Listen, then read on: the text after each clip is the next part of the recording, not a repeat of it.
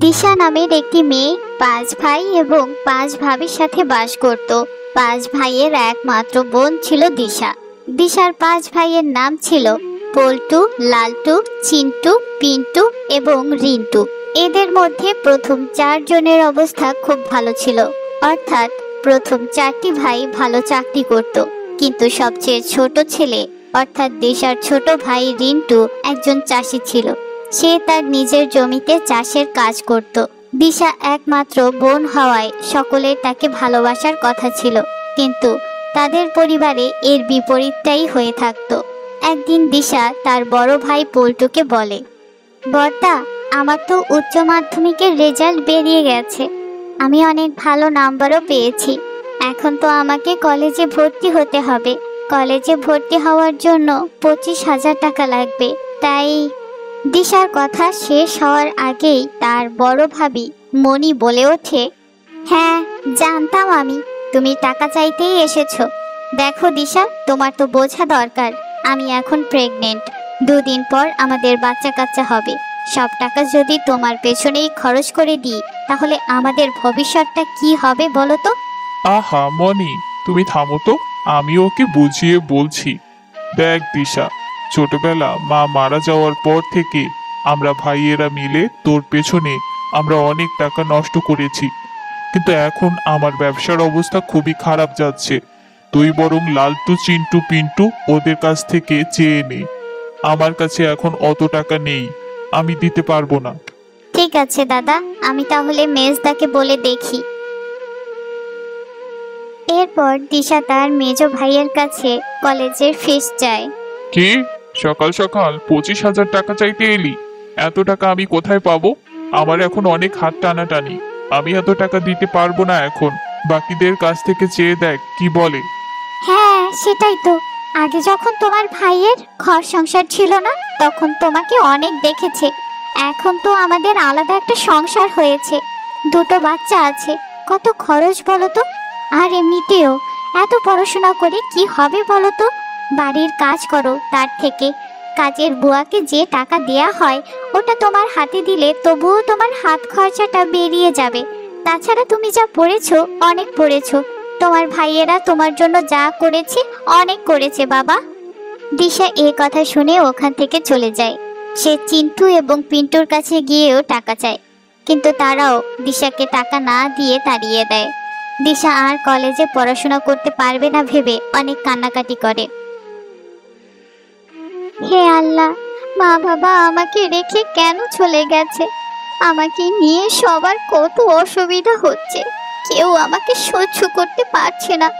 আমার কপাল এত খারাপ কেন? 5 ভাইয়ের একমাত্র বোন হয়েও আমাকে কেউ একটুও ভালোবাসে না। তখন সেখানে ছোট ভাই রিন্টু ও ছোট ভাবি কবিতা আসে। দিশা, তুমি কাঁদছো কেন এভাবে? আমরা আছি তো এখনো, ওরা টাকা দেয়নি তাতে কি? আমরা টাকার ব্যবস্থা করব। তোমার ছোট ভাই আর ছোট ভাবি সব সময় তোমার পাশে থাকবে। না ছোট ভাবি, তোমরা এত টাকা কোথায় পাবে বলো? তোমাদের এত কষ্টের সংসার, তার উপর আমার খাওয়া পড়ার সমস্ত দায়িত্ব তোমরা নিয়েছো। আমার তো বোঝা উচিত ছিল। আমার ভাইয়েরা আমাকে দুমুঠো ভাত দিতে অস্বীকার করে, তারা আবার আমার পড়াশোনার খরচ কি করে দেবে? আমি হয়তো অনেক বেশি আশা করে ফেলেছি। এমন বলিস না দিশা, ওরা টাকা দেয়নি তাতে কি? আমি আমার একমাত্র বোনকে কলেজে ভর্তি করব। মা বাবাকে দেয়া কথা ওরা হয়তো ভুলে গেছে, কিন্তু আমি ভুলবো না কোনোদিনও। আমি আমার একমাত্র বোনের চোখে জল দেখতে পারবো না। কিন্তু ছোটদা, তুই এত টাকা কোথায় পাবি? তুই তো জমিতে চাষ করে অনেক কম টাকা উপার্জন করিস। সেটা নিয়ে তোকে ভাবতে হবে না, তোর পড়াশোনার সব দায়িত্ব আমার। আমি জমি বিক্রি করে টাকা ব্যাংকে রেখে দেব, যাতে তোকে আর কারো কাছে হাত পাততে না হয়। হ্যাঁ দিশা, তুমি আর চিন্তা করো না, এবার চুপ করো, চলো খেয়ে নেবে চলো। রিন্টু তার জমি বিক্রি করার জন্য চলে যায়, কিন্তু তার জমি জলাভূমি হওয়ায় অনেক কম টাকায় অনেক জমি বিক্রি করে দিতে হয়। সেই টাকা দিয়ে সে দিশাকে কলেজে ভর্তি করে দেয়। দিশা অনেক খুশি হয়। এটা দেখে দিশার বাকি 4 ভাবি হিংসায় জ্বলে ওঠে। বেশি টাকার গরম দেখাচ্ছে, বোনের পড়াশোনার খরচ দেবে কি করে? নিজেদেরই তো ঠিক করে খাওয়া হয় না। মহান হওয়ার চেষ্টা করছে, ভালো হয়েছে আমাদের, আর ফালতু টেনশন নিতে হবে না। হ্যাঁ, আমিও লালটুকে বলেই দিয়েছি, বোনের পেছনে যদি একটা টাকাও নষ্ট করে তাহলে হয় আমি এ বাড়িতে থাকবো, না হলে ওর ওই বোন থাকবে।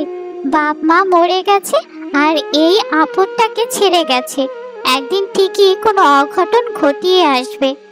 হ্যাঁ, বাদ দাও তো, যারা দায়িত্ব নিয়েছে তারা বুঝবে, আমাদের কি? এইভাবে দিশার চার ভাবি দিশাকে নিয়ে মন্তব্য করছিল। কবিতা তাদের মন্তব্য শুনে বলে, দিদি, তোমরা এমন কেন করো দিশার সঙ্গে? ও বেচারির দোষটা কি বলো তো? আমাদের তো একটা মাত্রই ননদ, ওকে যদি আমরা 5 জনে সমানভাবে দেখি তাহলে তো ওর জীবনে কোনো কষ্টই থাকবে না। ও তো আমাদের ছোট বোনের মতোই, ওকে আমরা না দেখলে কে দেখবে? ওর আর কে আছে বলো তো? এই, তুই চুপ কর। এমন করছিস যেন তোর বর লাখ টাকা ইনকাম করে, আমাদের অত টাকা নেই, বুঝেছিস? তোর টাকা থাকলে তুই দেখ না, তোর বোন সমান একমাত্র ননদকে আমাদের বেশি জ্ঞান দিতে আসবি না, যা এখান থেকে। রিন্টু এবং কবিতা অনেক কষ্ট করে দিশার পড়াশোনা করাতে সক্ষম হয়। দিশার বিয়ের বয়স পেরিয়ে যাওয়ায় রিন্টু ও কবিতা ওর বিয়ে নিয়ে চিন্তা করলেও বাকিদের তাকে নিয়ে কোনো মাথা ব্যথাই ছিল না। রিন্টু ও কবিতা দিশার বিয়ের সম্বন্ধ দেখা শুরু করে। বড়দা, তোরা দিশাকে নিয়ে একবারও চিন্তা করছিস না? ওর তো বয়স হচ্ছে, আর কবে ওকে বিয়ে দিবি? আমরা 5 ভাই মিলে কিছু কিছু টাকা দিলে ওর বিয়েটা তো খুব ভালোভাবেই হয়ে যাবে। বাবা নেই, মা নেই, বোনটাকে কে বিয়ে দেবে আমরা যদি না দিই? সবই তো বুঝতে পারছি রিন্টু, কিন্তু শুধু বোনের কথা ভাবলে তো হবে না। আমার তো বউ বাচ্চারা আছে, এখন আমার হাতে টাকা পয়সা নেই একদমই। রিন্টু, তুমি ওর বিয়ে দেবে তো করছো, দিশা দেখতে যা কালো, ওকে তো কেউ বিয়ে করতেই চাইছে না। শুনলাম সবাই নাকি লাখ লাখ টাকা যৌতুক চাইছে, এত টাকা কি আমাদের পক্ষে দেওয়া সম্ভব? বড় ভাবি, আমি সেটাই বলছি, 5 ভাই যদি ভাগাভাগি করে টাকা দিই তাহলে তো সমস্যা হবে না। সমস্যা হবে না মানে? আমার কাছে অত টাকা নেই, আমি 10,000 টাকার বেশি দিতেই পারবো না ওর বিয়ের জন্য। ব্যাস, এই আমি বলে দিলাম। আমিও তো এখন টাকা দিতে পারবো না, তোরা খরচ কর, আমি পরে তোদের দিয়ে দেব। তোরা সবাই এমন বললে কি করে হবে? আমার জমি জায়গা তো সব বিক্রি করে ফেলেছি, তাও তো আমি জমি বিক্রি করে কিছু দিলাম, তোরা অল্প কিছু দিলেই হয়ে যেত। যতই হোক, দিশা তো তোদেরও বোন হয় নাকি, তাও আবার একমাত্র বোন আমাদের। শোনো রিন্টু, আমরা এখন কেউ টাকা দিতে পারবো না। তোমার আদরের বোনকে কিভাবে বিয়ে দেবে বুঝে নাও। আমি বলেছিলাম কালো মেয়েকে পড়িয়ে কোনো লাভ হবে না, এতদিনে ওর পেছনে এত টাকা নষ্ট না করে ওর বিয়ের জন্য টাকাগুলো জমাতে পারতে। ছাড়ো তো, ফালতু টেনশন নিয়ে লাভ নেই। আমার তো মনে হচ্ছে আমাদের একমাত্র ননদের কপালে বিয়েই লেখা নেই, ও হয়তো সারা জীবন এভাবেই আমাদের জ্বালাবে।